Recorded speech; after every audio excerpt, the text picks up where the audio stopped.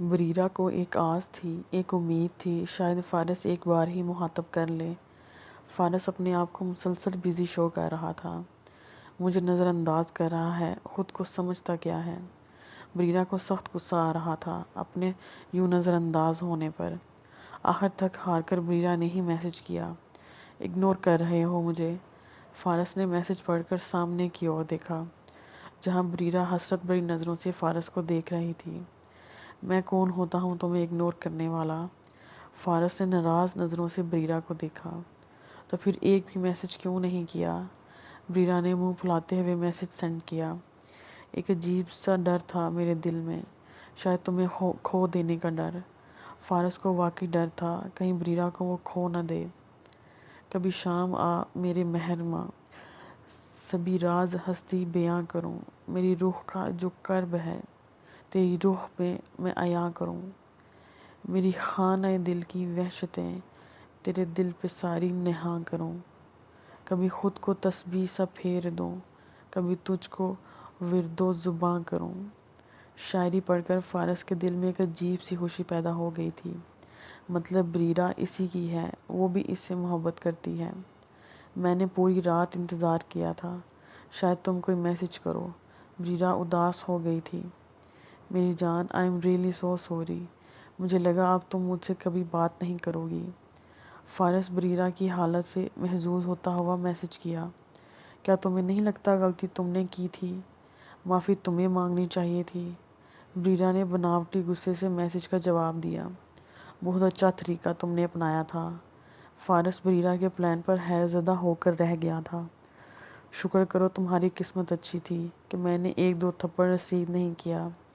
بریرہ نے اتراتے ہوئے فارس کے چہرے کو دیکھا۔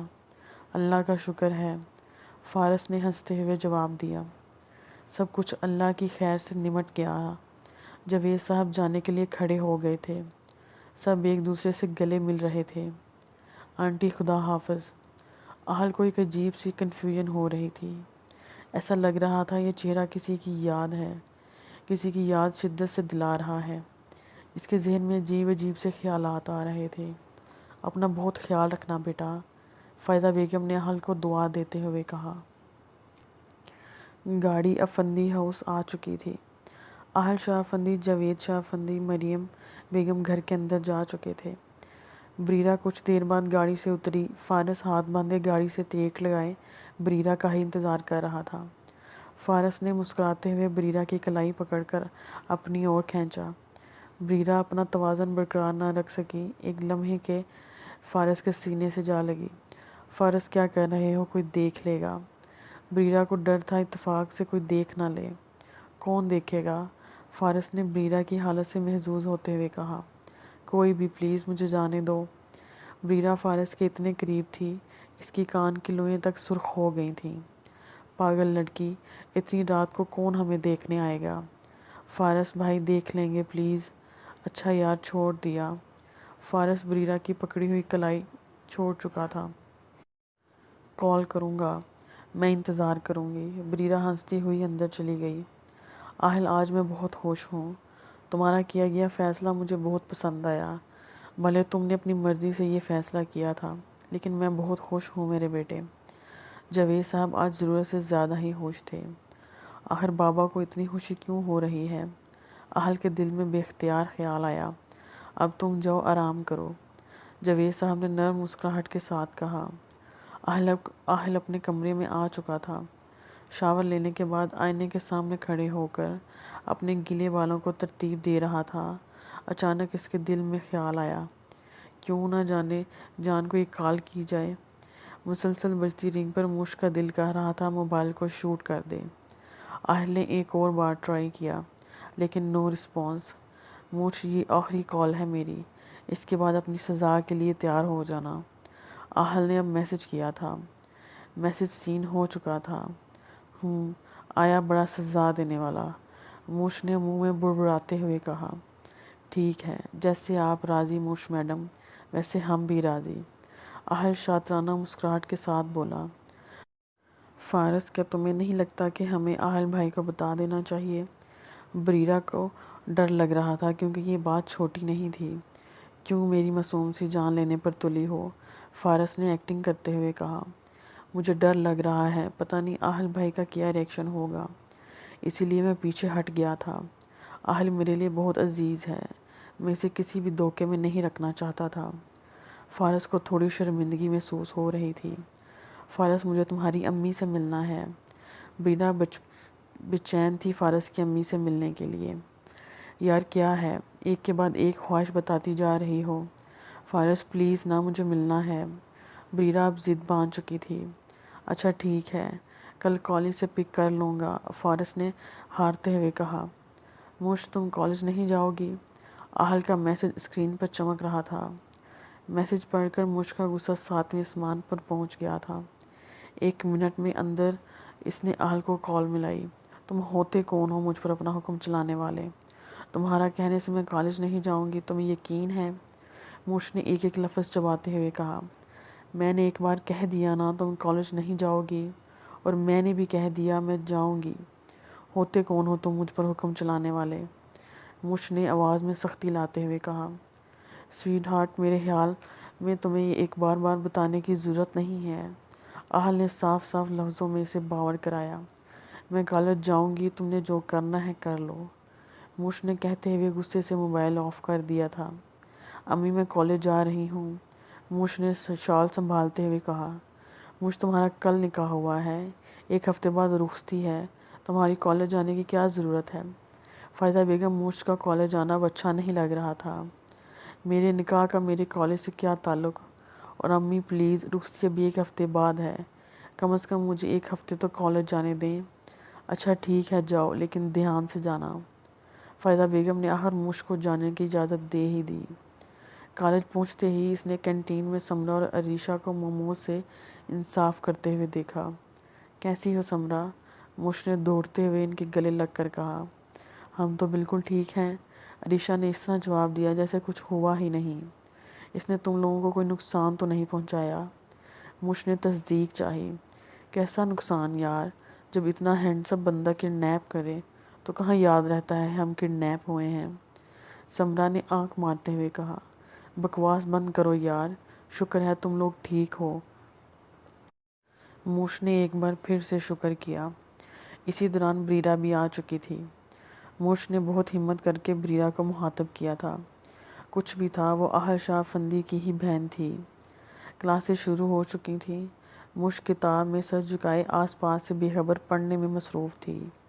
آہل کی گاڑی کالج کے باہر ہی کھڑی تھی۔ ہاتھ کے اشارے سے آہل نے کالج کے ملازم کو پاس بلایا تھا۔ جی سر۔ ملازم کو بالکل بھی توقع نہیں تھی آہل شاہ افندی کھڑا ہوگا۔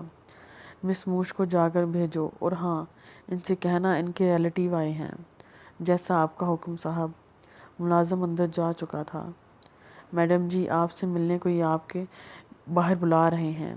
ملازم اب موش کے سر پر سوار تھا۔ مجھ سے کالج ملنے کون آئے گا؟ موش تھوڑا مشکوک ہوئی۔ وہ جی آپ کے ریلیٹیو بتا رہے ہیں۔ میرے ریلیٹیو نہیں ہیں، جائیں آپ یہاں سے۔ موش نے بری طرح ڈپٹا، کیونکہ اس کے دل و دماغ پر بیزاری سوار تھی۔ وہ جی ایک بار جا کر دیکھ لیں۔ ملازم نے ایک بار پھر سے ہمت کر کے کہا۔ کون ہو سکتا ہے؟ اچھا ٹھیک ہے، جاتی ہوں۔ موش کو نہ چاہتے ہوئے بھی آنا پڑا۔ وہ اپنی ہی دھن میں مگن چلی آ رہی تھی۔ نظروں کے عین سامنے آہل دونوں بازو باندھے، آنکھوں پر بلیک سن گلاسز لگائے ہوئے تھا۔ موش کا دل غیر معمولی رفتار سے دھڑکنے لگا۔ موش جیسے آئی تھی اسی تیز رفتاری سے پیچھے پلٹ کر دوڑ لگانی چاہی۔ ہائے، لیکن ساری کوشش ناکام ہو گئی۔ آہل نے ہاتھ بڑھا کر اس کی ٹھنڈی پڑتی کلائی کو اپنی ہتھیلی میں دبوچتے ہوئے خود سے قریب کیا۔ آہل، یہ کیا کر رہے ہو؟ چھوڑو مجھے، یہ کالج ہے، تمہارا بیڈ روم نہیں۔ موش نے اپنی لرزتی پلکیں اوپر کی جانب اٹھاتے ہوئے کہا۔ تو بنا لیتے ہیں بیڈ روم، کیا ارادہ ہے؟ آہل نے شریر مسکراہٹ کے ساتھ کہا۔ یہ تم کیا کر رہے ہو؟ موش کی آواز لمحہ بلمحہ تیز ہوتی جا رہی تھی۔ گاڑی کا دروازہ کھول کر آہل نے موش کو اندر کی جانب کھینچ کر بٹھایا۔ یہ کیا حرکت ہے تمہاری؟ دیکھو مجھے ڈر لگ رہا ہے، جانے دو مجھے۔ گاڑی اپنی پوری رفتار کے ساتھ روڈ پر دوڑنے لگی۔ میری معصوم سی جان، تم کسی غیر کے ساتھ تھوڑی ہو، اپنے خوبصورت شوہر کے ساتھ ہو۔ اہل نے خود کی تعریف کرنا ضروری سمجھا۔ میں تمہارا گلا دبا دوں گی۔ موش نے اپنے آنسو بمشکل روکے تھے۔ نقصان تمہارا ہی ہوگا، اہل نے ہنستے ہوئے کہا۔ لیکن ہم جا کہاں رہے ہیں؟ موش ایسا راستہ دیکھ کر تھوڑا ڈر سی گئی تھی۔ دور دور تک کوئی گاڑی نظر نہیں آ رہی تھی۔ ہنی مون منانے، اہل کا کہکا بے ساختہ تھا۔ بدتمیز! آخر کار گاڑی اپنی منزل تک پہنچ ہی گئی تھی۔ ایک طرف گھوڑوں کا استبل تھا جس کی دیکھ ریکھ کے لیے 2-3 ملازم موجود تھے۔ یہ کون سی جگہ ہے؟ موش کو اس جگہ سے خوف آ رہا تھا۔ تمہارے شوہر کا فیورٹ فارم ہاؤس، اہل نے گاڑی کا دروازہ کھولتے ہوئے کہا۔ میں نہیں جاؤں گی، تمہیں جانا ہے تو جاؤ۔ موش ایک طرف سمٹ کر بیٹھ گئی، جیسے اہل شاہ افندی اس کی بات مان جائے گا۔ اگر تمہاری خواہش ہے کہ میں تمہیں اپنی باہوں میں لے کر جاؤں تو کوئی پرابلم نہیں۔ اہل یکدم سے موش کے اوپر جھکا۔ نہیں، میں آ رہی ہوں، ہٹو تم۔ موش کو جیسے کرنٹ لگ گیا تھا۔ موش کی بے بسی حد سے زیادہ تھی۔ اس کے آنسو سوکھ چکے تھے۔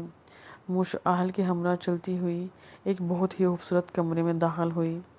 کمرے میں اچھا خاصا اندھیرا تھا۔ اہل، ہم یہاں کیوں آئے ہیں؟ موش نے ٹھنڈے پڑتے ہونٹوں پر زبان پھیرتے ہوئے کہا۔ یہاں پر آؤ۔ اہل صوفے پر بیٹھ چکا تھا۔ اس کے برعکس موش دروازے کے پاس کھڑی تھی۔ اہل، پلیز چلو یہاں سے۔ موش کے گال پھر سے گیلے ہونے لگے۔ کیوں، ڈر لگ رہا ہے کیا؟ تم سمجھتے کیا ہو خود کو؟ آخر تم انسان بھی ہو کہ نہیں؟ ظالم انسان، پلیز مت کرو ایسا۔ کتنا ظلم کرو گے؟ سچ کہتے ہیں لوگ، تم ایک امین ماں باپ کے بگڑے ہوئے اولاد ہو۔ اہل کو تم بھی ایک عورت کی کوکھ سے پیدا ہوئے ہو۔ یہی حیثیت ہے عورت کی تمہارے نزدیک؟ تمہاری ماں تو ایسی نہیں ہے۔ آخر تم کس کے بیٹے ہو، مجھے سمجھ نہیں آ رہا۔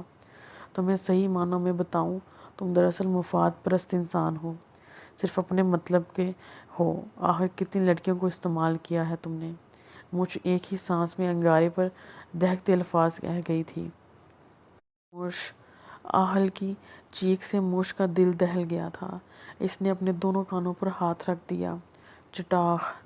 اہل کی انگلیوں کے نشان موش کے گال پر بالکل صاف نمایاں ہو رہے تھے۔ موش کے ہاتھ فوراً اپنے گال کو چھوا۔ اس کی آنکھیں پھٹی کی پھٹی رہ گئیں۔ یہ تھی اس کی اوقات۔ اہل شاہ افندی نے آج اسے اس کی اوقات کا اندازہ کرا دیا تھا۔ کالج کے لیے منع کیا تھا نا میں نے، پھر کس کی اجازت سے تم نے گھر کے باہر قدم نکالا تھا؟ اہل موش کا دونوں بازو سختی سے دبوچ کر دیوار سے لگا کر بولا۔ موش کی آواز کہیں دم توڑ چکی تھی۔ ڈر کی وجہ سے وہ اپنے ہوش سے غافل ہو چکی تھی۔ اہل کی آنکھیں غصے سے لال ہو چکی تھیں۔ موش اس سے پہلے کہ کچھ بولتی، اس کی آہیں پورے کمرے میں گونج رہی تھیں۔ موش اتنی تیز آواز میں رو رہی تھی جیسے کسی معصوم بچے کا کوئی کھلونا ٹوٹ جاتا ہے اور وہ رونا شروع ہو جاتا ہے۔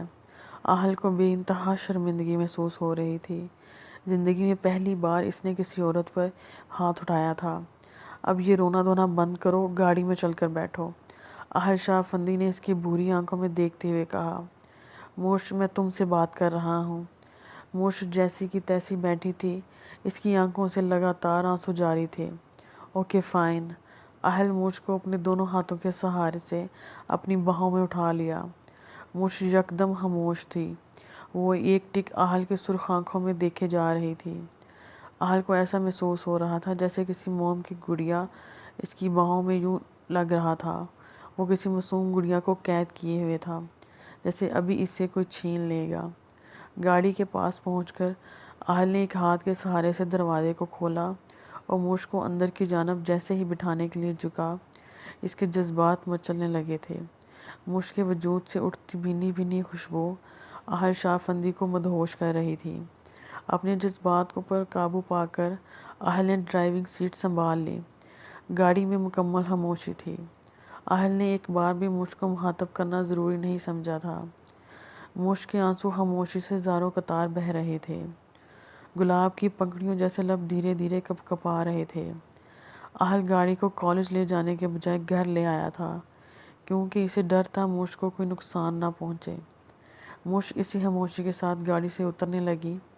اچانک اس کی مخملی کلائی اہل شاہ افندی کے مضبوط گرفت میں قید ہو چکی تھی۔ ہاتھ چھوڑو میرا! مش اپنا ہاتھ چھڑوانے کی پوری کوشش کر رہی تھی۔ مش آئی ایم سوری، میرا ایسا کوئی مقصد نہیں تھا۔ اہل بہت شرمندگی سے مش کی آنکھ میں دیکھ کے بولا، تم جیسے مرد کو اور آتا ہی کیا ہے، عورت کے اوپر ہاتھ اٹھا کر اپنی طاقت کی نمائش کرنے کے علاوہ۔ مش نے بے حد مضبوطی سے کہا، تمہارے الفاظ ہی ایسے تھے مش، کسی بھی انسان کو غصہ دلا سکتے تھے۔ چھوڑو میرا ہاتھ۔ مش نے ایک بار پھر غصے سے کہا، مش۔ اہل نے اپنا نرم کشادہ لب مش کے ماتھے پر رکھ دیے۔ اسی لمحے مش نے آنکھیں بند کر لیں۔ کچھ پل کے بعد مش جیسے ہوش میں آ گئی۔ خدا حافظ۔ مش کی لرزتی پلکیں اوپر کی جانب اٹھنی مشکل ہو رہی تھیں۔ دروازے کو ایک جھٹکے سے کھول کر اندر کی جانب اپنے قدم بڑھا دیے۔ اہل کی مسکراہٹ اور بھی گہری ہو گئی تھی۔ آج کے لیے اتنا ہی، آئندہ کے لیے ہمارے ساتھ رہیے گا۔ اللہ حافظ۔